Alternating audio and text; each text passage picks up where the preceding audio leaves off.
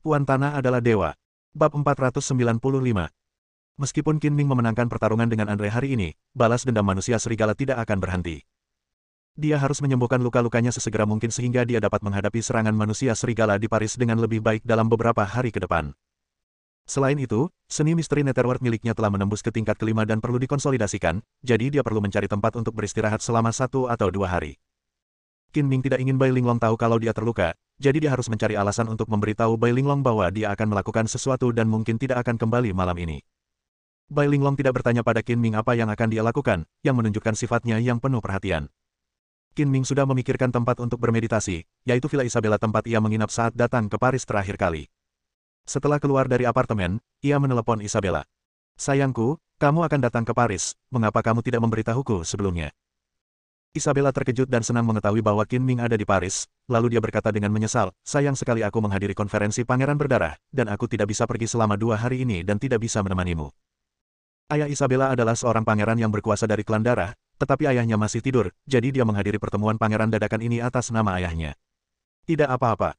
Aku akan berada di Paris selama beberapa hari, jadi masih ada waktu untuk bertemu. Setelah aku menyelesaikan pekerjaanku di sini, aku akan segera datang menemanimu."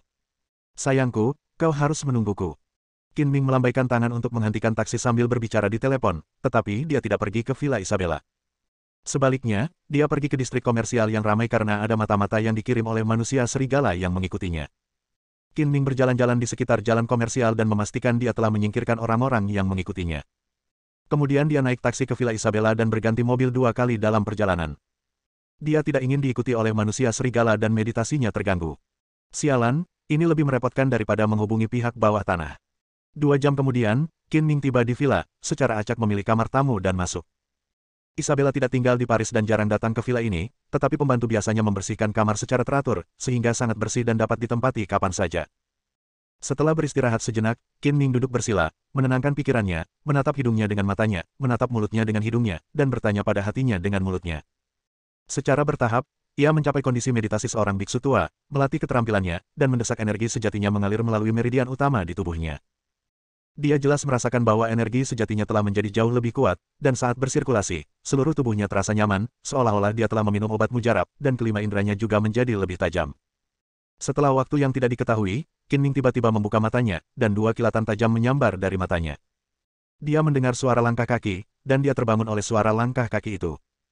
Qin Ming melirik keluar pintu, senyum jenaka muncul di sudut mulutnya, dan gumpalan kabut hitam meluap dari ribuan pori-porinya, membungkus seluruh tubuhnya dalam sekejap. Saat kabut hitam menyelimuti tubuhnya, sosoknya menjadi kabur dan tidak jelas. Detik berikutnya, ia menyatu dengan kegelapan dan menghilang ke udara tipis. Saat ini, di luar jendela gelap gulita. Jelas sudah malam, dan sehari semalam telah berlalu sejak Qin Ming tiba di villa. "Sayang, kamu di mana?" "Aku datang." Suara Isabella terdengar dari ruang tamu, menunjukkan keintiman dan keinginannya untuk segera bertemu kekasihnya, tetapi dia berteriak beberapa kali dan tidak mendengar jawaban. "Mungkinkah dia pergi keluar? Dia tidak memberitahuku dan aku tidak bisa menghubunginya lewat telepon." Isabella berkata pada dirinya sendiri. Sambil berbicara pada dirinya sendiri, dia mendorong pintu kamar tamu satu persatu, mencari Qin Ming. Agar tidak diganggu, Qin Ming mematikan ponselnya saat berlatih. Tidak ada yang bisa menghubunginya kecuali dia menyalakannya. Tepat saat Isabella mendorong pintu lainnya dan melihat bahwa tidak ada seorang pun di ruangan itu, dan hendak menutup pintu, 2 lengan tiba-tiba muncul di belakangnya dan memeluknya tiba-tiba. Isabella tidak menyadari sampai ia dipeluk dan kemudian ia menyadari bahwa tubuhnya sedang dilecehkan. Ia secara naluriah melawan, memutar tubuhnya dan membalas dengan sikunya. "Aduh, ini aku." Qin Ming terkena siku Isabella dan berteriak kesakitan, mengeluh, "Apakah kamu mencoba membunuh suamimu?" "Sayang, aku sangat merindukanmu." Isabella menoleh dan melihat bahwa itu adalah Qin Ming. Dia langsung memeluk Qin Ming dengan penuh gairah dan menciumnya dengan penuh gairah. Orang barat berpikiran terbuka dan mereka mengungkapkan kerinduannya bukan dengan kata-kata tetapi dengan tindakan yang paling menggebu-gebu. Keduanya bagaikan kayu kering yang bertemu api.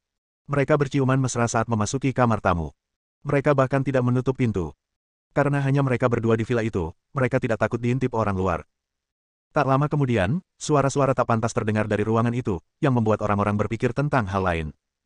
Untungnya, setelah berlatih sehari semalam, luka-luka Qin Ming telah sembuh dan ia menjadi penuh energi lagi.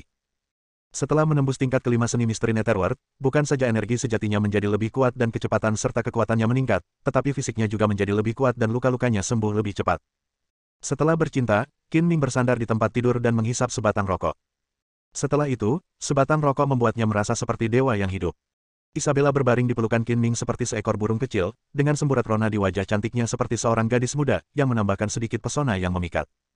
Memeluk seorang wanita cantik dan bersandar di kepala tempat tidur, pemandangan seperti itu membuat banyak lelaki iri. Sayang, kapan kamu berencana kembali ke Cina? Tanya Isabella. Besok aku akan tinggal sehari lagi dan kembali lusa. Qin Ming merasa waktu berlalu terlalu cepat. 3 hari telah berlalu sebelum dia bersenang-senang di Paris. Waktunya sudah tepat. Aku akan kembali bersamamu. Kamu akan ke Cina juga. Isabella mengangguk dan berkata, aku harus pergi ke Cina untuk melakukan beberapa pekerjaan. Aku akan memanfaatkan kesempatan ini untuk menghabiskan waktu bersamamu. Apa yang mengharuskanmu, putri tertua, untuk melakukannya sendiri? Tanya Qin Ming. Isabella adalah putri vampir, dan akan ada orang yang membantunya mengurus masalah besar dan kecil, jadi dia tidak perlu melakukannya sendiri. Kau pernah mendengar tentang 13 artefak suci klan darah, kan? Menurut informasi terbaru yang diperoleh klan darah, sebuah kunci darah yang diduga sebagai salah satu dari 13 artefak suci muncul di Tiongkok. Konferensi pangeran ini untuk membahas masalah ini, dan aku mengajukan diri untuk pergi dan menyelidikinya. Isabella tersenyum dan berkata, sebenarnya, aku berusaha mencarimu untuk keuntungan pribadi, tetapi aku tidak menyangka kau akan datang ke Paris secara tiba-tiba. Sudah tepat bagiku untuk kembali ke Tiongkok bersamamu. Butuh waktu 2 hari untuk membahas senjata suci klan darah. Efisiensi Anda terlalu buruk, bukan? Qin Ming mengerutkan bibirnya. Dia tahu tentang 13 benda suci klan vampir. Legenda mengatakan bahwa kunci darah memiliki kekuatan magis dan merupakan kunci untuk membuka gerbang neraka. Ada banyak masalah yang terlibat. Ini tidak sesederhana yang kamu pikirkan. Kata-kata berikutnya melibatkan beberapa rahasia vampir yang tidak boleh diketahui orang luar, tetapi Isabella tidak menyembunyikan rencana Qin Ming. Dimanapun ada manusia, di situ ada pertikaian, dan para vampir tidak terkecuali. Ada 3 faksi utama dalam klan vampir, yaitu Aliansi Rahasia, yang juga dikenal sebagai Aliansi Perjamuan Iblis juga dikenal sebagai Partai Iblis, dan klan independen juga dikenal sebagai Partai Netral. Pesta rahasia itu dipimpin oleh keluarga Bruh, dan ayah Isabella adalah pangeran dari keluarga Bruh, jadi Isabella menikmati status yang sangat tinggi dalam klan darah itu, kedua setelah pangeran. Ketika para vampir membentuk aliansi rahasia, mereka menetapkan 6 aturan ketat yang mengharuskan generasi vampir masa depan untuk mematuhinya selamanya. Tujuan tertinggi dari seluruh perintah ini adalah menghindari dunia, yang menetapkan bahwa vampir harus bersembunyi di masyarakat manusia dan tidak boleh mengungkapkan identitas mereka, agar tidak menimbulkan krisis pada kelangsungan hidup vampir. Meskipun vampir memiliki rentang hidup ribuan tahun dan hampir abadi, jumlah mereka sedikit, dan saat mereka bereproduksi, keturunan mereka menjadi lebih lemah dari sebelumnya. Dalam sejarah vampir, mereka diburu oleh tahta suci dalam skala besar, yang menyebabkan para vampir jatuh ke dalam krisis bertahan hidup yang belum pernah terjadi sebelumnya. Hal ini memaksa beberapa klan untuk membentuk aliansi, yang merupakan asal mula aliansi rahasia tersebut. Gagasan Partai Iblis sama sekali berbeda dengan gagasan Partai Rahasia. Mereka tidak mengakui doktrin pelarian dan menganggap manusia sebagai hewan yang lebih rendah, yang mendorong dan membunuh mereka sesuka hati. Ada juga ajaran leluhur yang harus diikuti oleh semua vampir, Tiongkok tidak dapat diganggu-gugat, dan tidak ada vampir yang dapat memasuki Tiongkok. Ajaran leluhur ini telah diwariskan selama ribuan tahun, bahkan sebelum terbentuknya aliansi 3 faksi utama. Manusia serigala juga memiliki aturan leluhur yang sama, yaitu tidak ada manusia serigala yang diizinkan memasuki Tiongkok. Justru karena inilah setelah Qin Ming membunuh jenderal manusia serigala tidak pergi ke Tiongkok untuk membalas dendam padanya. Para pangeran dari Partai Iblis, Partai Rahasia, dan Partai Netral semuanya menghadiri konferensi pangeran ini. Mereka berdebat tanpa henti tentang apakah akan mengirim anggota klan darah ke Tiongkok untuk mencari kunci darah, salah satu dari 13 artefak suci, dan jika ya, siapa yang akan dikirim, dan faksi mana yang seharusnya menjadi milik kunci darah. Qin Ming penasaran mengapa kunci darah, salah satu dari 13 artefak suci klan darah, muncul di Tiongkok. Dia mengetahuinya setelah bertanya kepada Isabella. Ternyata ribuan tahun yang lalu, beberapa pangeran membawa kunci darah dan sejumlah besar vampir ke Cina, tetapi mereka bertemu dengan kekuatan misterius yang disebut penjaga Cina. Mereka hampir musnah, dan hanya beberapa vampir yang beruntung yang lolos. Kunci darah telah hilang sejak saat itu. Akibatnya, keturunan vampir tidak pernah melihat kunci darah yang sebenarnya, dan hanya bisa melihatnya sekilas dari gambar dan bahan-bahan yang telah diwariskan. Setelah 2 hari berdebat, Partai Iblis, Partai Rahasia, dan Partai Netral akhirnya mencapai kesepakatan. Masing-masing dari 3 faksi utama mengirim 1 orang untuk memimpin tim untuk diam-diam memasuki Tiongkok dan diam-diam mencari tahu keberadaan kunci darah. Siapapun yang menemukan kunci darah asli terlebih dahulu akan memilikinya. Apakah ada catatan terperinci tentang pelindung Tiongkok dalam informasi yang diturunkan oleh klan darah? Qin Ming bertanya dengan penuh minat setelah mempelajari seluk-beluk masalah tersebut. Karena dia teringat pada cincin kuno pemberian kakek Ani, yang di atasnya terukir kata, wali, dan dia samar-samar merasa bahwa cincin itu sepertinya ada hubungannya dengan wali Tiongkok. Para penjaga Tiongkok sangat misterius, dan kami tidak memiliki banyak informasi tentang mereka. Konon, kelompok orang ini sangat kuat, dan masing-masing dari mereka memiliki kekuatan yang dapat menyaingi sang pangeran, atau bahkan melampauinya. Dan ribuan tahun yang lalu, para penjaga Cina pergi ke Eropa dan membantai para vampir dan manusia serigala. Hal ini menyebabkan para vampir dan manusia serigala menetapkan aturan leluhur bahwa Cina tidak dapat diganggu-gugat. Benarkah? Mata Qin Ming berbinar. Para pelindung Tiongkok pernah ke Eropa. Mungkin cincin pelindung kuno yang dikenakan salah satu dari mereka hilang, diwariskan ke keluarga Meilan Rui, lalu diberikan kepadanya sebagai hadiah. Tentu saja, ini hanya tebakan Qin Ming. Tidak ada cara untuk memverifikasi apakah itu benar atau tidak, tetapi intuisinya mengatakan kepadanya bahwa tebakannya hampir benar. Bab 496. Sejak menembus level kelima seni misteri Netherworld, kelima indera Qin Ming menjadi sangat tajam. Dia dapat dengan jelas merasakan gerakan apapun dalam jarak 20 hingga 30 meter di sekitarnya, apalagi 7 orang yang memasuki villa. Pemimpinnya adalah pria barat pada umumnya dengan hidung bengkok, rambut panjang kemasan diikat di belakang kepalanya, dan kulit pucat, yang membuatnya tampak jahat, tetapi dia tampan dan mengenakan jubah hitam. Di belakangnya diikuti 6 pria dan wanita. Kelompok yang berjumlah 7 orang itu langsung masuk ke villa tanpa mengetuk pintu. Qin Ming dan Isabella berpakaian secepat mungkin, berjalan keluar dari kamar tidur bersama, dan menemui pengunjung di ruang tamu. Melihat siapa yang datang, wajah Isabella menjadi gelap dan dia berkata dengan tidak senang, "Bradley, kamu sangat kasar masuk tanpa izin ke villaku." Jelaslah bahwa semua orang yang datang adalah vampir, dan mereka mengenal Isabella. Pria yang memimpin, bernama Bradley, tersenyum jahat dan menatap Qin Ming dari atas ke bawah dengan tatapan sinis. "Kudengar kau menemukan kekasih laki-laki manusia, jadi aku datang untuk melihat apakah itu benar." Qin Ming tidak menyukai tamu tak diundang yang mengganggu waktunya dan Isabella, dan menatap Bradley dengan sikap dingin yang sama. Tatapan mata kedua lelaki itu beradu di udara, bagaikan benturan pedang, tak ada yang menyerah. "Dia adalah laki-lakiku, bukan selir laki-lakiku. Tolong tunjukkan rasa hormat padanya." Isabella memegang lengan Qin Ming seperti burung kecil untuk menunjukkan hubungan dekat mereka. Mata Bradley berkilat cemburu, dan dia mencibir dengan nada menghina, "Isabella, kau telah jatuh cinta. Kau benar-benar jatuh cinta pada manusia rendahan. Manusia seperti itu sama sekali tidak layak untukmu. Aku bebas menyukai siapapun yang aku suka. Bukan urusanmu untuk mengaturku. Kalau kau berani tidak menghormati suamiku lagi, jangan salahkan aku karena bersikap kasar." Isabella berkata dengan marah, jelas-jelas tidak menyukai tamu itu. "Sekalipun kau menemukan 100 manusia sebagai teman priamu, aku tidak akan peduli padamu. Namun, aku tidak tega melihatmu jatuh cinta pada manusia. Sekarang setelah aku bertemu denganmu, aku akan menjagamu," kata Bradley dengan nada mendominasi. "Kau terlalu banyak ikut campur, ya." Pihak lain penuh dengan permusuhan, jadi Qin Ming tentu saja tidak perlu bersikap sopan. Ia berkata dengan nada sarkastis, "Di Tiongkok, ada pepatah lama yang berbunyi, seekor anjing yang mencoba menangkap tikus berarti ikut campur dalam urusan orang lain. Itu merujuk pada orang-orang sepertimu. Beraninya kau tidak menghormati Duke. Kau harus dihukum mati." Sebelum Bradley sempat berkata apa-apa, seorang pria jangkung dan kuat di belakangnya berteriak dengan marah dan berlari keluar seperti seekor citah. Dalam sekejap mata, dia sudah dekat dengan Qin Ming, mengulurkan tangannya yang besar dan mencengkeram leher Qin Ming, jelas ingin membunuh Qin Ming. Qin Ming mendengus jijik dan mengayunkan tinjunya ke arah musuh secepat kilat. "Bradley, suruh pengawalmu berhenti, kalau tidak kau akan menanggung akibatnya," teriak Isabella dengan suara berat. "Orang sampah macam ini pantas mati. Agar kau tidak terus-terusan terpuruk, aku akan membunuhnya untukmu," kata Bradley dengan tegas. Pria jangkung itu dipukul dan menjadi marah. Matanya tiba-tiba berubah merah, 4 taring tajam tumbuh di mulutnya, dan otot-ototnya mulai membengkak dan menjadi lebih kuat. "Bunuh." Berubah menjadi kondisi bertarung layaknya para vampir, momentum pria jangkung itu menjadi dahsyat, dan dia meraung. Bayangan itu menyambar bagaikan kilat. Darah yang meluap memadat menjadi cakar merah darah besar di tangannya. Dia melesat keluar dengan kekuatan terkuat dan menamparkan kepala Qin Ming dengan keras, berharap dia bisa menghancurkan Qin Ming berkeping-keping dengan satu cakar. Bang! Dalam sekejap, Qin Ming melayangkan pukulan lagi. Suara benturan antara tinju dan cakarnya menggetarkan udara di sekitarnya. Tanah di bawah kakinya juga retak saat ini, tetapi dia tidak terluka. Lelaki jangkung itu menjerit lebih keras lagi, gumpalan kabut darah menyembur keluar dari tangannya, dan cakar-cakarnya yang berdarah langsung hancur berkeping-keping. Ketika kabut darah itu menghilang, seluruh tangan kanannya terlihat seperti kerangka, kulitnya telah terkelupas, dan tulang-tulang tangannya patah berkeping-keping, tergantung lemas. Setelah hanya 2 gerakan, pria jangkung itu terluka parah. Para penjaga yang dibawa Bradley awalnya terkejut, lalu mengelilinginya. "Berhenti!" teriak Isabella dengan marah dan berdiri untuk menghentikannya. Meskipun dia tidak khawatir Qin Ming akan terluka, tetapi di bawah hidungnya, anggota klan darah berani menyerang Qin Ming. Di mana martabatnya sebagai putri klan darah? "Bradley, kau terlalu lancang.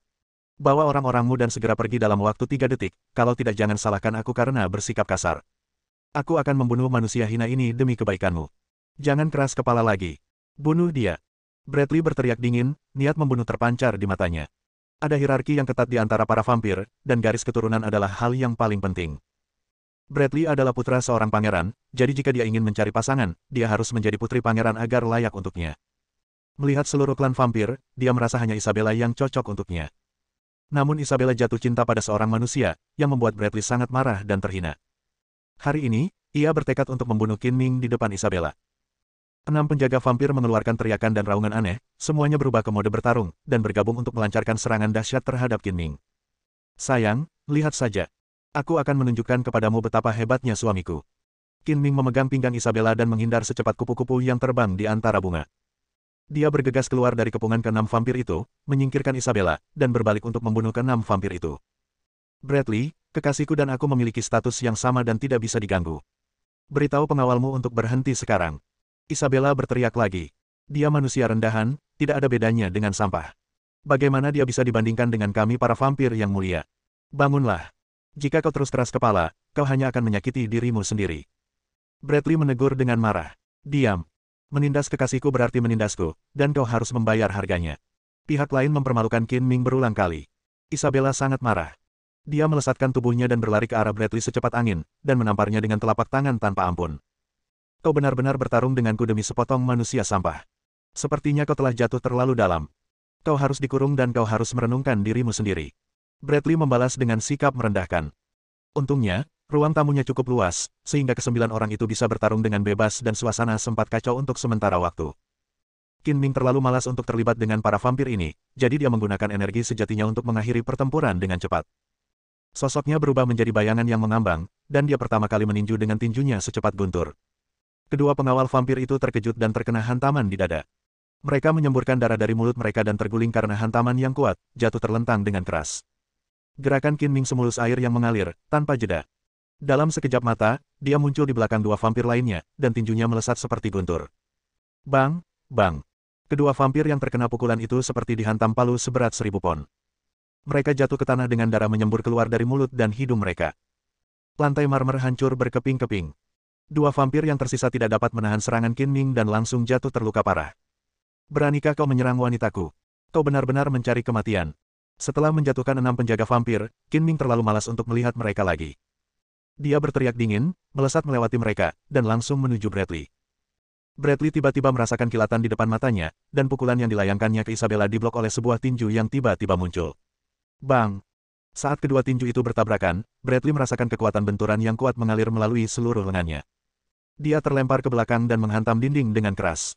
Tenggorokannya terasa manis dan dia hampir muntah darah. Reptil sialan, aku akan memotongmu menjadi beberapa bagian. Bradley melihat lebih dekat dan melihat bahwa Qin Ming lah yang memukulnya mundur dengan satu pukulan. Dia meraung marah dan ganas. Taring tajam terekspos di mulutnya, dan matanya merah seperti terbakar api. Rambut emasnya yang panjang, yang awalnya diikat di belakang kepalanya, terbang ke atas dan ke bawah dengan oranye yang ganas, dan tubuhnya menggembung di bawah jubah hitamnya. Anjing yang menggigit tidak akan menggonggong, apa kau tidak tahu itu? Qin Ming mengejek sambil bercanda.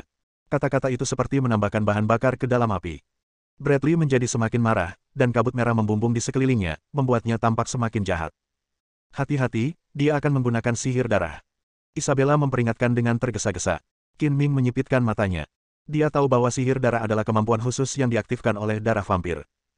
Dikatakan bahwa semakin dekat garis keturunan dengan leluhur, semakin kuat kekuatan sihir darah, tetapi dia sangat meremehkannya. Sekalipun dia menguras semua darah di tubuhnya, dia tetap bukan lawanku.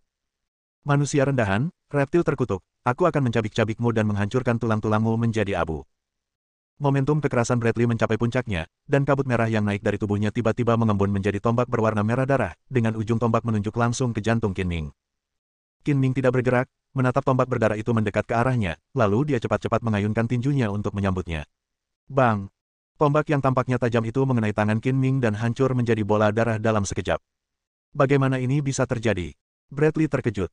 Dia tidak pernah menyangka bahwa teknik berdarah yang sangat dibanggakannya bisa dihancurkan dengan mudah. Bantal bersulam, tidak akan bisa menahan satu pukulan pun. Qin Ming tiba-tiba melesat keluar, tinjunya tak terhentikan dan kuat. Setelah menghancurkan tombak berdarah itu menjadi berkeping-keping, dia memukul tangan Bradley dalam sekejap. Kali ini Qin Ming menggunakan energi sejatinya, dan saat tinjunya mengenai, energi sejati juga mengalir ke lengan Bradley. Ah! Bradley menjerit dengan sedih, merasakan seolah-olah beberapa pisau telah menusuk lengannya, otot-ototnya robek, darah mengalir keluar, dan dalam sekejap mata seluruh lengan kanannya berlumuran darah. Sialan, dasar reptil, beraninya kau menyakitiku. Aku akan membuatmu menjalani hidup yang lebih buruk daripada kematian. Bradley meraung dengan ganas. Darah yang mengalir dari lengan kanannya menggeliat seperti cacing tanah dan kembali mengalir ke tubuhnya. Luka yang robek itu sembuh dengan kecepatan yang terlihat oleh mata telanjang. Qin Ming sangat menyadari kemampuan penyembuhan diri vampir dan manusia serigala yang hebat. Tingkat kerusakan ini jauh dari fatal bagi vampir dan manusia serigala, dan paling parah hanya akan menimbulkan rasa sakit. Bradley terluka, dan dia dilukai oleh manusia yang dianggap sebagai reptil. Harga dirinya terpukul keras. Tatapan matanya sangat ganas, seperti binatang buas. Dia mengetuk tanah dengan kakinya dan menerkam Qin Ming lagi, bersumpah untuk membunuhnya. Bersambung.